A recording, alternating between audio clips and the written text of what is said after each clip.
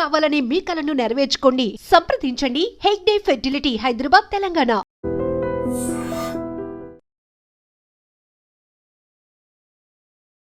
విజయనగరం జిల్లా చీపురుపల్లి నియోజకవర్గం గరివిడి మండలం శివరాం గ్రామంలో విషాదకర ఘటన చోటు చేసుకుంది. ఒక ఇంట్లో ఎవరూ లేని సమయంలో ఆ యువతి 18 ఏళ్ల అఖిల గిన్నెలు వాష్ చేస్తూ ఉండగా ఒక యువకుడు ఫేస్కి మాస్క్ వేసుకొని వచ్చి ఆ అమ్మాయి పొట్ట భాగంలో బలంగా 3 సార్లు కత్తిపోట్లు దించాడు. దీంతో ఆ అమ్మాయి ఒక్కసారిగా తీవ్రంగా గాయపడింది. బలమైన గాయాలు కావడంతో ఆ అమ్మాయిని హుటాహుటిన స్థానికులు లోకల్గా ఉన్నటువంటి హాస్పిటల్కి తరలించారు. అక్కడి నుంచి కాస్త ఇష్యూ మేజర్గా ఉండటంతో ఒక ప్రైవేట్ హాస్పిటల్, విజయనగరం జిల్లాలో ఉన్నటువంటి ప్రైవేట్ హాస్పిటల్కి తరలించి ప్రస్తుతం ఆ అమ్మాయికి చికిత్స అందిస్తున్నారు. ప్రస్తుతానికి అయితే ఆ యువతి అఖిల యొక్క హెల్త్ కండిషన్ స్టేబుల్గా ఉన్నట్లు పోలీసులు చెప్తున్నారు. ఈ ఘటనతో ఒక్కసారిగా శివరాం గ్రామం ఉలిక్కి పడిందని చెప్పొచ్చు. గ్రామస్తులు పరుగున పెట్టారు ఆ ఇంటికి. ఎందుకంటే ఇంట్లో ఉన్నటువంటి తల్లి తండ్రి కూడా కూలి పనులు చేసుకుంటూ ఉంటారు. అన్నయ్య వేరే పని మీద ఇతర ప్రాంతానికి వెళ్ళినట్లు తెలుస్తోంది. ఆ యువతి 18 ఏళ్ల అమ్మాయి అఖిల మాత్రమే ఇంట్లో ఉండి తన పని తాను చేసుకుంటున్న క్రమంలో అసలు వచ్చినటువంటి వ్యక్తి ఎవరు, మాస్క్ పెట్టుకొని మరీ వచ్చి కత్తితో తను అక్కడున్నటువంటి ఇంట్లో కిచెన్ రూమ్లో ఉన్నటువంటి నైఫ్ ఉపయోగించాడా, లేకపోతే అతను వెంట తీసుకొచ్చినటువంటి నైఫ్ ఉపయోగించాడా అనేది కూడా పోలీసుల దర్యాప్తులో తేలాల్సి ఉంది. ఒక్కసారిగా గ్రామం ఉలిక్కపడినటువంటి సంఘటన అని చెప్పొచ్చు. స్థానికంగా ఉన్నటువంటి పోలీసులతో పాటు విజయనగరం జిల్లా ఎస్పీ వకుల్ జిందాల్ గారు కూడా అక్కడికి చేరుకున్నారు. క్లూస్ టీం కూడా అక్కడికి చేరుకుంది. పోలీస్ టీంలు కూడా రంగంలోనికి దిగి అసలు ఏం జరిగింది అనే కోణంలో దర్యాప్తునైతే చేపట్టడం జరిగింది. అందరికీ నమస్కారం. ఈరోజు గరివిడి మండలం శివరాం గ్రామంలో ఒక 18 years old అమ్మాయి ఆమె ఇంట్లో యుటెన్సిల్స్ వాష్ చేస్తుండగా వచ్చి ఆమె మీద అటాక్ చేయడం జరిగింది. ఆమెను 2 చోట్ల పొడవడం జరిగింది. ఒక నైఫ్తో పొడిచి పారిపోవడం జరిగింది. కొంతమంది వాళ్ళను కూడా చేశారు, కానీ పట్టుకోలేకపోయారు. ఇమీడియట్గా మాకు ఇన్ఫర్మేషన్ వస్తే ఇమీడియట్గా ఎస్ఐ గారు వాళ్ళ టీం ఇక్కడికి రావడం జరిగింది. తర్వాత డిఎస్పీ గారు కూడా ఇమీడియట్గా రావడం జరిగింది. కేసు నమోదు చేయడం జరిగింది. అమ్మాయి కండిషన్ స్టేబుల్గా ఉంది. అమ్మాయిను ఫస్ట్ లోకల్ హాస్పిటల్కి తీసుకెళ్లారు, తర్వాత విజయనగరం మెడికల్ హాస్పిటల్కి తీసుకెళ్ళడం జరిగింది. అమ్మాయి కూడా స్టేబుల్గానే ఉంది. కొంతమంది అనుమానితులు మా కస్టడీలో ఉన్నారు, వారిని విచారిస్తున్నాము. సో త్వరలోనే మీకు డీటెయిల్స్ తెలియజేస్తాము. ఇన్వెస్టిగేషన్ అన్ని కోణాల నుంచి జరుగుతూ ఉంది.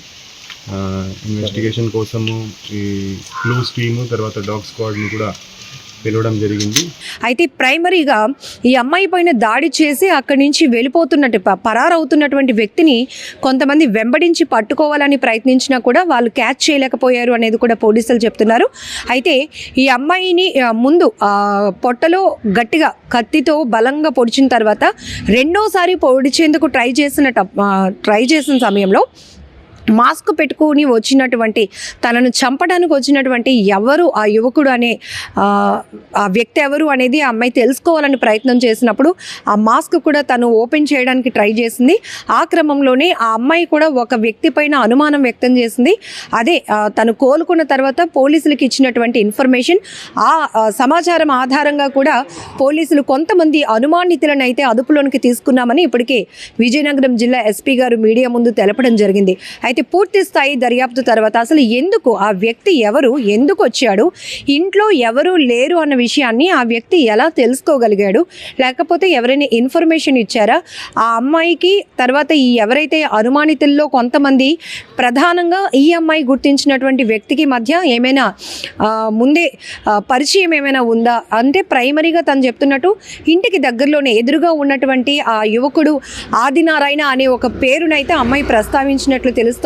ఎందుకంటే ఫస్ట్ తనని పొట్టలో పొడిచినప్పుడు మాస్క్ ఏదైతే తీసి ఎవరు ఇలా చేస్తున్నారు, ఎవరు చంపడానికి వచ్చారు అని తెలుసుకునే ప్రయత్నంలో అమ్మాయి మాస్క్ తీసినప్పుడు అమ్మాయి కొంత ఐడెంటిఫికేషన్స్ను కూడా గుర్తించి ఇంటి ఎదురుగుంటా ఉన్నటువంటి 21 సంవత్సరాల ఆదినారాయణ అనే యువకుడు అని పేరు చెప్పినట్టు కూడా తెలుస్తోంది. అయితే పూర్తిగా ఈ విచారణ అంతా అయిన తర్వాత దర్యాప్తులో అసలు విషయం బయటకు రావాల్సి ఉంది. అయితే స్థానికంగా కొంతమంది అక్కడ గ్రామస్తులు చెప్తున్న విషయం ఏంటంటే ఇప్పుడు ఈ యువతి ఎవరైతే ఉన్నారో అఖిల వాళ్ళ నాన్నగారు 10 మంది కూలీలకు మేస్త్రిగా పనిచేస్తారంట. కొన్ని వర్క్స్ ఆయన ఆ ప్రాజెక్ట్స్ ఒప్పుకొని కొంత అమౌంట్ తీసుకొని కూలీలకి అంతా షేర్ చేస్తారు. ఈ క్రమంలోనే ఈ మధ్యకాలంలో ఏదో ఒక పని నిమిత్తం 1,00,000 రూపాయలు ఆయన తీసుకున్నారు. అది కూలీలందరికీ ఇచ్చేసారా లేకపోతే ఇంట్లోనే ఉందా అన్నది తెలియదు. కానీ ఎప్పుడు కూడా ఆయన మేస్త్రి కాబట్టి ఇంటి దగ్గర కూలీలు పనిచేసిన డబ్బులు తీసుకోవడానికి పనుల కోసం మాట్లాడడానికి వస్తూ ఉంటారు. ఈ యువకుడు ఇంటి ఎదురుగుంటే కాబట్టి ఇంట్లో ఎక్కువ డబ్బులు ఉన్నాయి, 1,00,000 రూపాయలు ఉన్నాయి అని తెలుసుకొని కేవలం ఇంట్లో ఎవరు లేని టైంలో ఆ డబ్బులు ఎత్తుకెళ్ళడానికే వచ్చాడు. అనుకోకుండా ఈ అమ్మాయి కిచెన్ రూమ్లో సామాన్లు క్లీన్ చేస్తుంది కాబట్టి ఎక్కడైతే చెప్పేస్తుందనే భయంతో అతను కత్తిపోట్లు పొడిచాడు అనేది కూడా గ్రామస్తులు కొంతమంది అనుమానం వ్యక్తం చేస్తూ ఈ విషయాలైతే బయటకు చెప్తున్నారు.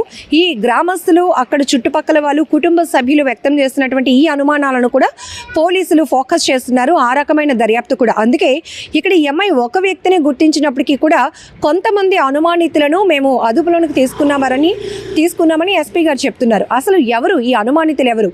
అయితే ప్రైమరీగా వస్తున్న ఇన్ఫర్మేషన్ ప్రకారం కూడా అక్కడ గంజాయికి అలవాటు పడినటువంటి కొంతమంది యువకులు చదువుకొని డిగ్రీలు చేసిన వాళ్ళు కూడా పని పాట లేకుండా గాంజా మత్తు పదార్థాలకు అలవాటయ్యి ఈజీ మనీ కోసం ఎక్కువగా వెంపర్లాడుతూ ఉంటారు. ఈ క్రమంలోనే ఇప్పుడు ఈ కూలీల వ్యవహారం ఏదైతే డబ్బుల విషయం తెలుసుకొని ఇంట్లో ఎవరూ లేరు అని గమనించి డబ్బులు తీసుకెళ్ళడానికి వచ్చి ఆ తర్వాత ఈ అమ్మాయి అనుకోకుండా అక్కడ ఉంది కాబట్టి అమ్మాయి పైన దాడి చేశాడా, లేకపోతే కుటుంబ సభ్యుల్లో ఎవరో ఒకరు వీళ్ళకి ఇంటి ఎదురుగుంటా ఉన్న అబ్బాయిగానే అనుమానిస్తుంది కాబట్టి యువతి ఏమైనా ఇన్ఫర్మేషన్ ఇచ్చున్నారా, లేకపోతే ఈ అమ్మాయితో మాట్లాడడానికి వస్తే ఏమైనా వ్యతిరేకించడం వల్ల అమ్మాయి పైన దాడి చేశాడా?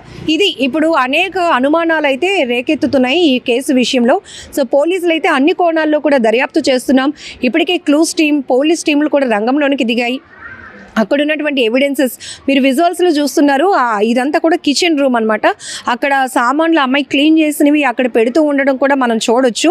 సో ఆ సిచ్యువేషన్లో అంటే ఈ అబ్బాయి ఇంట్లో ఆ అమ్మాయి తాలూకా అమ్మ నాన్న బ్రదర్ కూడా లేరు అని గమనించి రావడం విషయంలో బాగా పక్క రెక్కి నిర్వహించినట్లు తెలుస్తోంది. ఎందుకంటే ఇంట్లో ఎవరు లేరు అనే ఆలోచనతోనే అతను దాడికి వచ్చాడా, లేకపోతే ఇంటెన్షనలీ ఈ అమ్మాయిని చంపడానికి వచ్చాడా, ఈ అమ్మాయితో డిస్కషన్ పడడానికి వచ్చాడా, ఏం జరిగింది అనేది పూర్తి దర్యాప్తులో తేలాల్సి ఉంది. ఏదేమైనా మాత్రం ఈ మధ్య యువకులు ఇలాంటి దాడులకు ఒకరిపై ఒకరు దాడులకు పాల్పడటం, ఆత్మహత్యలు చేసుకోవడం, హత్యలు చేయాలనుకోవడం ఇవన్నీ కూడా చాలా భయంగా అనిపిస్తూ ఉన్నాయి. మీకు తెలుసు విశాఖలో గత 3 రోజుల క్రితమే ఒక ప్రేమోన్మాది దాడి కేసులో ఒక ప్రేమోన్మాది ఆ యువతిపై దాడి చేసిన క్రమంలోనే ఆ యువతి యొక్క తల్లిని కూడా పొట్టన పెట్టుకున్నాడు. ఆ అమ్మాయి కూడా మేజర్ ఇష్యూ అయింది. ఇప్పుడు పాపం ఆ అమ్మాయికి 2 సర్జరీలు కూడా గొంతు దగ్గర ఏదైతే గాయమైందో బలంగా ప్రేమోన్మాది చేతిలో గాయపడినటువంటి ఆ యువతి ఇంకా పూర్తిగా కోలుకోలేదు.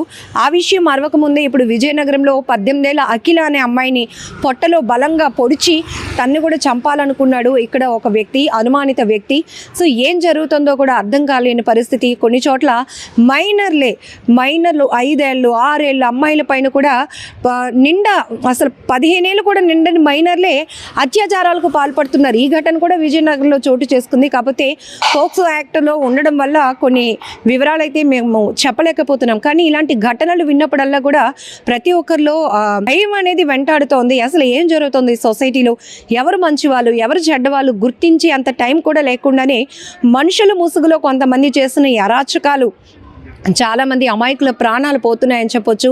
ఇలాంటి దాడుల వల్ల పాపం ఇప్పుడు అమ్మాయి ఎప్పటికి రికవరీ అవుతోంది, అసలు ఏం జరిగింది ఇదంతా దర్యాప్తులో తేలాల్సి ఉంది. ఏదైనా కూడా పూర్తి ఇన్వెస్టిగేషన్ తర్వాత వాస్తవాలు బయట పెడతామని కూడా ఎస్పీ గారు మీడియాకు వివరించడం జరిగింది. కెమెరా పర్సన్ శేఖర్తో లక్ష్మి, ఐ డ్రీమ్ వైజాగ్.